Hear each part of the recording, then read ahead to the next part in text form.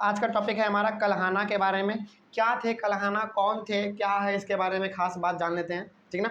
देखो, the 12th century was a long Sanskrit poem containing the history of kings who ruled over Kashmir, है ना। देखो, कल्हाना जो थे ना, वो एक ऑथर थे। कल्हाना कौन थे? एक ऑथर थे। ऑथर का काम क्या होता है? किसी के बारे में लिखना, किसी चीज़, पर्टिकुलर चीज़ के बारे में लिखना, है ना। हाँ बिल्कुल। तो ये जो कल्हाना थे ना, इन्होंने 12th सेंचुरी में कश्मीर के राजा के बारे में लिखा था। किसके बारे में? कश्मीर के राजा। कश्मीर के राजा के बारे में। उस समय पे 12th सेंचुरी में जो कश्मीर का राजा हुए होंगे उसके बारे में इन्होंने लिखा था। और कैसा लिखा था? एकदम पोयम के रूप में लिखा था, एकदम पोयम। और पोयम में इतना ज़्यादा वो बड़ा है, मतलब कि आप कह सकते हैं कि पोयम के रूप में उन्होंने अपने राजा के बारे में डिफाइन किया था। ठीक ना। क्या था? और ये जो 12th सेंचुरी का पीरियड माना जाता है ना, इस पीरियड में बहुत सारे संस्कृत के प्रचलन उस समय पर बहुत ज़्यादा था। यानी कि उस समय पे संस्कृत का प्रचलन बहुत ज़्यादा था। हमारे कंट्री में आज ना हिंदी हम लोग जानते हैं, हिंदी हमारा आज थोड़ी आया है, मतलब हिंदी तो हमारा ये नया है, लेकिन पहले जो चलता था वो संस्कृत चलता था, है ना। चलो आगे देखते हैं फिर क्या है। It was compose bye an author named Kalhana. तो जो राजा के बारे में लिखे थे जिन्होंने, उसका नाम क्या था? कल्हाना था। और वो किसके राजा के बारे में लिखे थे? कश्मीर के राजा के बारे में लिखे थे। ठीक ना। आगे देखते हैं फिर। He used a variety of sources, including inscription, documents, eyewitness accounts and earlier histories. लेकिन 12th सेंचुरी में जब ये हिस्ट्री लिख रहे थे, किसके बारे में? अपने राजा के बारे में जब ये लिख रहे थे, तो इनको ना बहुत सारे चीज़ों से हेल्प लेना पड़ा।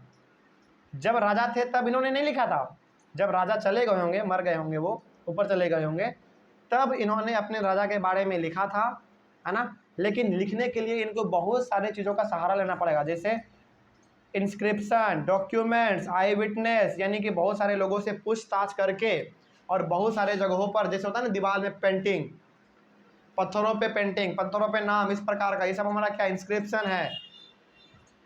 इंस्क्रिप्शन का मतलब क्या? अलग अलग जगहों पर उसका चित्रकला, उसके बारे में लिखा हुआ, उसका फिगर बनाया हुआ दीवारों पे, पहाड़ों पे, ये सब हमारा क्या इंस्क्रिप्शन है। और डॉक्यूमेंट्स क्या हो गया? डॉक्यूमेंट्स हमारा अलग अलग चीज़ों में लिखा हुआ होगा। उन सभी चीज़ों के बारे में जब ये पढ़ा, लिखा, जाना, तब जाके इन्होंने अपने राजा के बारे में लिखा। और बहुत सारे लोगों से पूछा, आई विटनेस के तौर पे, यानी कि जिन्होंने राजा को देखा था उससे भी इन्होंने पूछा, तब जाके इन्होंने अपने राजा के बारे में संस्कृत पोयम में अपने राजा के बारे में इन्होंने लिखा। ठीक है ना। आगे देखते हैं फिर और क्या है इसके बारे में। उसके बाद he was often critical about rulers and there policies. देखो, ये जो थे ना, जो हमारे कल्हाना थे, ये क्या थे? हमारे एक ऑथर थे ना। क्या थे ये? ऑथर थे। तो ये एक ऐसे ऑथर थे जो कि हमेशा सही सही लिखते थे, मतलब कि इस पर किसी भी लोगों का दबाव नहीं था, ये किसी के अंडर में काम नहीं करते थे, ये बिल्कुल एकदम फ्रीडम लिखते थे, जो हकीकत था वही लिखते थे, है ना।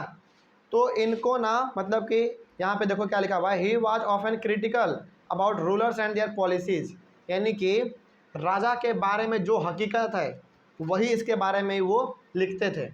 तो हो सकता होगा कि जो राजा के बारे में ये लिखते हो, तो जो राजा चला गया उसका तो ये कुछ नहीं कर पाएंगे, और जो राजा अभी है उसके बारे में यदि कुछ लिखेंगे तो हो सकता है कि राजा इस पर कार्रवाई कुछ कर दे।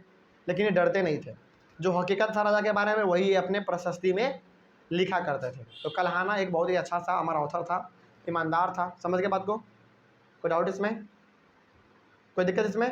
तो ये हो गया हमारा कल्हाना के बारे में। तो कल्हाना के बारे में यदि आप पूछे आपसे, तो आप ये 4 पॉइंट लिख सकते हैं। कोई डाउट इसमें? चलिए, आने वाले क्लास में फिर हम लोग पढ़ेंगे वॉरफेयर फॉर वेल्थ, यानी कि धन संपत्ति के लिए ना पहले के समय में बहुत ज़्यादा लड़ाई, पीट, काट, मार धाड़, ये सब होता था। बेटा बाप को मार दिया, बाप अपने बाप को मार दिया, इस प्रकार का सिस्टम उस समय पे चलता रहता था। भतीजा चाचा को मार दिया, इस प्रकार का चलता रहता था। इसको हम लोग पढ़ लेंगे अपने नेक्स्ट क्लास में। ठीक है ना। चलो, thank you very much and have a nice day.